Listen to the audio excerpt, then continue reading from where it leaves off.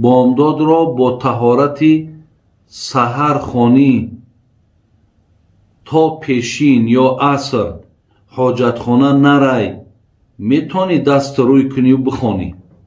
یا با طهارت شب خواب کنی، سحر حاجتخانه نرای، با دست روی میتونی که نماز خوانی. میتونی شما اگر مثال ساعتی 10 شب خواب کردی، نماز خواندی و خواب کردی، سحر میخیزی حاجتخانه نمیرای، میتونی که راست رفته دست رو گفته برادرها فقط بین پاره نمیشوی، یعنی مستحب نمیکنی، دیگر همه عضوها میشوی، یعنی روی میشوین، دستاتو نمیشوین، پاتو نمیشوین، فقط بگه مستحب نمیکنین، استنجا نمیکنین.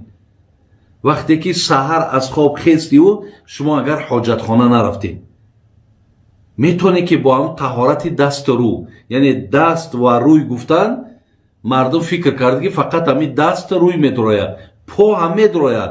اگر پا را نشوی و نماز خوانی نماز درست نمیشود، زیرا شستن پای فرضه. فقط مستحب نمیکنی، یعنی استنجا، یعنی بین پاتا نمیشوی. این یک مسئلهش. مسئله دیگری که اگر شما طهارت سحر باشد، اگر شما با شرطی که طهارتتون مثال یا سلامتیتون هم خوبی ای که تا پیشین هم مقصد شما را رفتن حاجتخانه ضرورت پیدا نمیکنه، تا عصر هم که حتی ضرورت پیدا نکنه، میتونین که شما با همون طهارت تو نماز خوانین. لیکن پیامبر مفترض در دو حالت نماز درست نمیشود.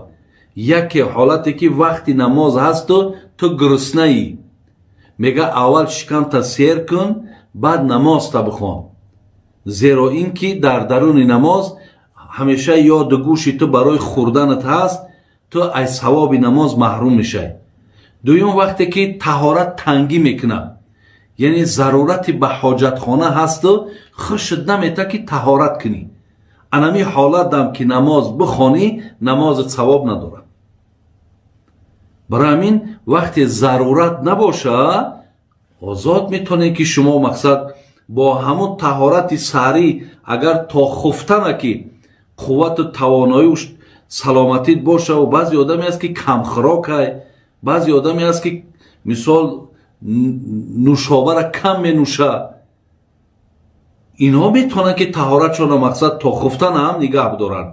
برای همین هیچی باکی نداره، با همون هم میتونی که شما تا شب نماز خونه. لیکن ضرورت پیدا شوه و خوشت نته، اینجا نماز درست نمیشه. یا اینکه با طهارت شب برادرای عزیز شما سحر خیستین و قضای حاجت نرفتین و راست مقصد دست رو تونه و یعنی طهارت دست رو کردین و آمده نماز خونین، درست میشود.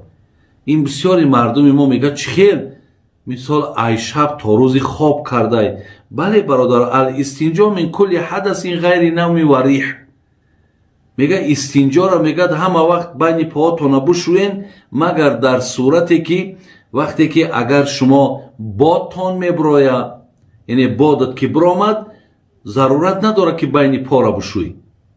ببین، یا اینکه میگه ای خواب میخیزین، طهارت داشتی و خوابت برد، خواب طهارت هم میشکنه لیکن استنجا را نمیشکنه. استنجا در جای خودش باقیه، دست رو بکن برای نماز خواندن بگیر.